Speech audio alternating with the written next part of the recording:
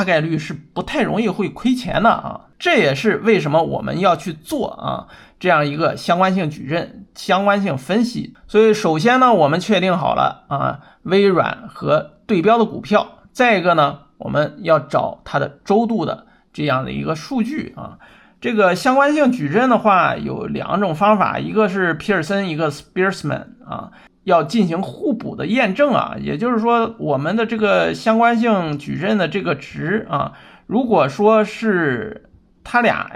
都差不多的话，那基本上结果啊，可以说它的相关性的结构是相对来说比较稳健的。这边我们可以看到啊，第一种方法，我们拿到的这个相关性的值，这个肉值是 0.3667， 然后用 Spearsman 的话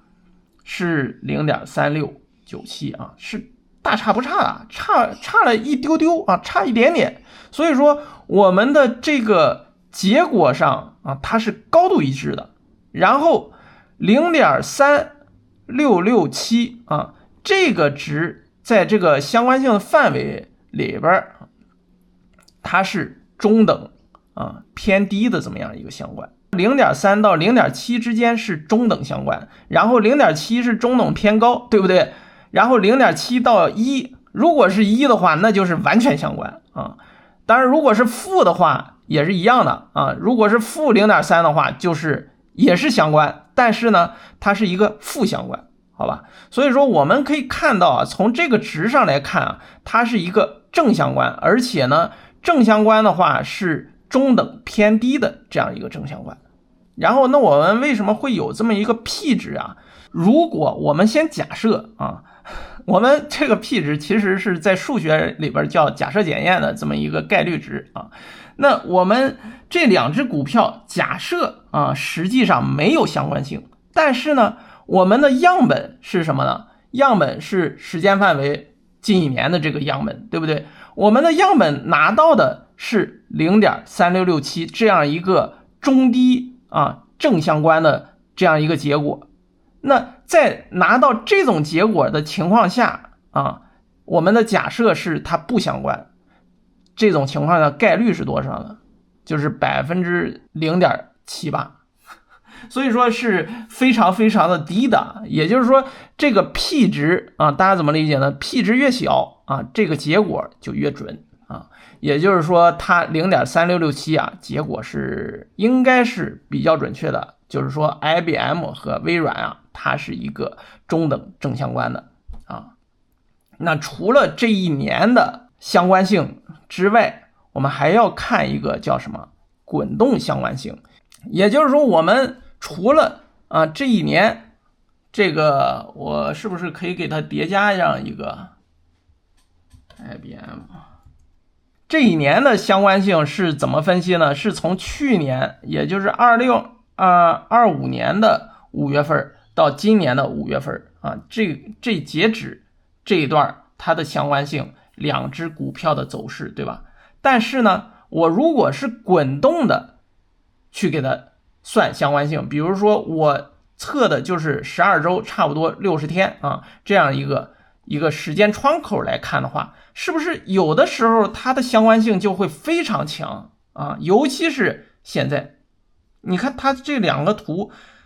都快拟合到一起去了。所以说我们要做一个除了整体的相关性矩阵之外，我还要做一个滚动的相关性啊。滚动的相关性在今年5月份的时候啊，显示出来它有一个很强啊 0.7 高达 0.7 的这样一个高度一致的相关性啊，也就是中等偏高的正相关。相对来说呀，它的标准差是 0.2898 啊，也就相当于 0.3 了啊，标准差非常非常的哇塞了。可以说在滚动的相关性的时间窗口里边是非常不稳定的，就是说我一会儿相关啊，一会儿正相关，一会儿负相关，整体来讲啊，它还是一个偏弱的一个正相关。那我在进行多元化，在进行这种资产组合的时候，那我的关系是不是也是很不稳定啊？大家要注意啊，我要进行组合资产配置啊，进行这么样一个组合，我最大的目标不一定是提高我的最大收益率啊，大家要注意这一点，而是我最大的目标是什么呢？我要降低我的波动率，这才是我进行资产配置这样一个最大的目的啊！不然的话，我们直接买 QQQ 不就好了吗？对不对？我干嘛我还要自己去配置这些东西呢？其实我最大的关注点是降低它的波动率啊，也就是让我的盈利预期，近乎最好是一个线性啊，直线是最好的，直线上涨，对不对？这种情况下，你不要来回波动啊，尤其是有的股票，你他妈像特斯拉似的。是过山车，对不对啊？咱们看这个老李的，他弄这个特斯拉，对吧？这著名的老李这个图，给它变成这个周度，你看过山车，对不对？这也是为什么老李在这个地方的时候疯狂加仓，在这块又不敢卖，因为他没有他的投资组合呀，让他疯狂的亏钱，甚至说退网啊，也没有及时的卖出呀。这是为什么我说咱们做投资组合最重要的一点啊，就是要降低它的波动率。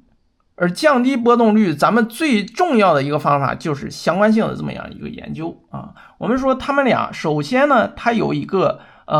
正相关在里边，而且是中等的这么样一个正相关啊， 0.3啊，甚至说它最高的时候能达到 0.7 啊，那就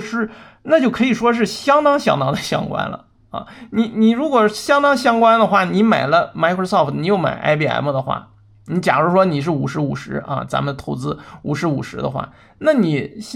和买一个股票，你不是也差不多吗？对不对？我们干嘛要做这样一个投资组合啊？所以说这也是为什么咱们在这个周一的时候啊，没有去进行 IBM 这样一个持仓的这样一个操作啊，而是去看了这个 Verizon 这个相关性啊。那我们看这个微软和 VZ 啊 Verizon， 然后也是一样的，周度数据，然后滚动窗口也是一样，12周啊。咱们做皮尔森和 Spearsman。它俩的相关性啊也是大差不差，但是呢就比刚刚 0.3 啊 0.3697 啊 0.3667 这样小很多了啊。所以说这两个的相关性啊就是非常的微弱，而且呢还有一点点负相关啊。那我就想了，如果说我这个股票和这个咱们还是一样啊，做12周的这种滚动相关性啊，也是一样的。滚动相关性呢，它的均值啊，差不多，而且呢，它最大值和最小值啊，最大值是 0.17 啊，也就是正相关几乎是没有啊，然后负相关呢，反而是还不错啊，最小值的负相关，对吧？也就是说，我在微软我在盈利的时候，它这个 Verizon 是亏损的，我微软亏损的时候 Verizon 是盈利的啊，这也是它的这么样一个负相关。然后还有一个关键的一点是什么呢？就是我 Verizon 它有这样一个分红啊，高达 6% 的分红啊，所以说这是为什么我的第一选择是 Verizon 不是 IBM 啊，这是一个最主要的。然后还有一个关键的一点是什么呢？我要做我的投资组合的风险评估，也就是说我假如说我微软和 Verizon 啊，它做一个 50% 1:1这样一个投资组合，我去看我的这个年化波动率，我微软的年化波动率是 25%， Verizon 的年化波动率 23%， 但是因为啊他们俩不怎么相关啊，而且是有一点点负相关啊，我把他们俩进行这样一个组合啊，带来的这种波动率啊，一下子变成了 15.47% 啊。我如果单做微软的话是 25%， 我变成了 15%， 我如果单做 Verizon 的话是 23% 的波动率，对吧？他俩一组合我变成了 15% 啊，我操，我非常哇塞，对不对？我的多元化收益高达 36% 啊。这个多元化收益是什么意思呢？不是指我这个收益率是有多少，而是指我的这个从个股的波动率啊，多元个股从 24.22% 降到了 15.47% 啊，它的波动率的降幅有 36%啊，也就是说我本来是这么样的波动，我变成了这样的波动啊，我非常的哇塞啊，所以它俩的组合一组合起来，我是 36% 的这样一个多元化收益啊，我感觉非常的不错，所以说这是为什么我去买啊，也要是先去买 VZ 来降我的波动率啊，这是一个1:1的这样一个情况。